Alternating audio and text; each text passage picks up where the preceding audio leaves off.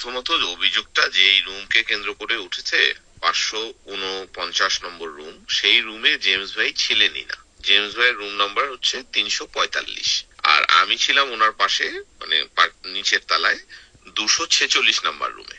আর আমাদের ব্যান্ডের অন্যান্য সদস্যরা আরেকটা রুমে ছিল 246, 144। এই গেল 3টা রুম। আর যেই রুমটার কথা বলা হচ্ছে 549 নাম্বার রুমে আমাদের একজন অতিথি মিউজিশিয়ান, যিনি আমেরিকা থেকে আসছে, উনি আমাদের সাথে রেগুলার বাজায় না, এই অনুষ্ঠানের জন্য উনি হায়ার্ড এবং উনি এখানে জয়েন করেছে।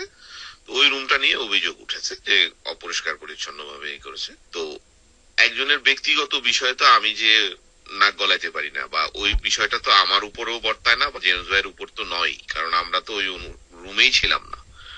তো এবং বিষয়টা এমন যে হোটেল কর্তৃপক্ষ, আমরা যখন চেক ইন করি, চেক ইনের একটা পলিসি আছে। আপনি তো ইটালিতে যে কোনো ভাবে চেক ইন করতে পারবেন না। আপনার পাসপোর্ট, এনআইডি এগুলো তারা ফটোকপি রেখে আপনাকে, যিনি বুকিং দিয়েছে তার কাছ থেকে পেমেন্ট নিয়ে তারপরে আপনি হোটেলে চেক ইন করতে হবে। এবং চেক আউটেরও সেম জিনিস, যখন আপনি যাবেন রুম কিস দিয়ে তারা একটা মিনিমাম একটা ভেরিফিকেশন করে তারপরে আপনাকে রিলিজ করে দিবে, আপনি চলে আসবেন। তো রিলিজের সময় অর্গানাইজারদের কেউ ওখানে উপস্থিত ছিল না, একজন ব্যক্তিও উপস্থিত নাই। 12টার সময় চেক আউট করতে হয়।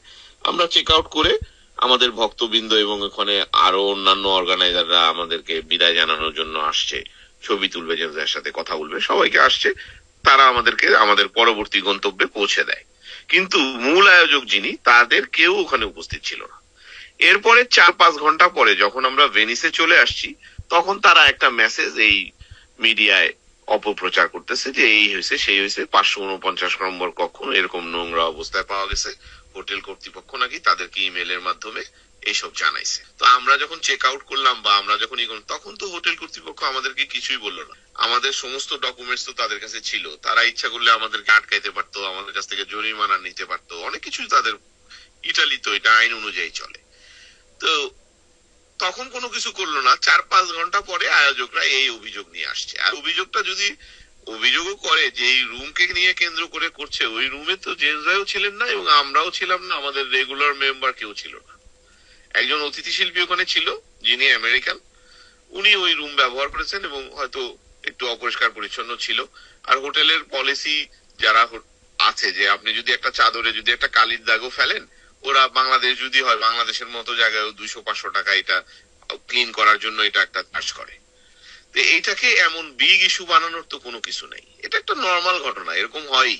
আর এটা তো তাদের রেগুলার পরিষ্কার করার কথা, এরকম তো হওয়ার কথা না। একটা ভালো হোটেলে তো রুম এভরিডে পরিষ্কার করে, তাই না? তো এই যে এইটার ব্যাখ্যা আর কি দিব বলেন, এখানে আমাদের কিছু বলার নেই। আমরা তো খুব নর্মাল পলিসি অনুযায়ী রুম চেক আউট করে আমরা পরবর্তী অনুষ্ঠান ভেনিসে আসছি।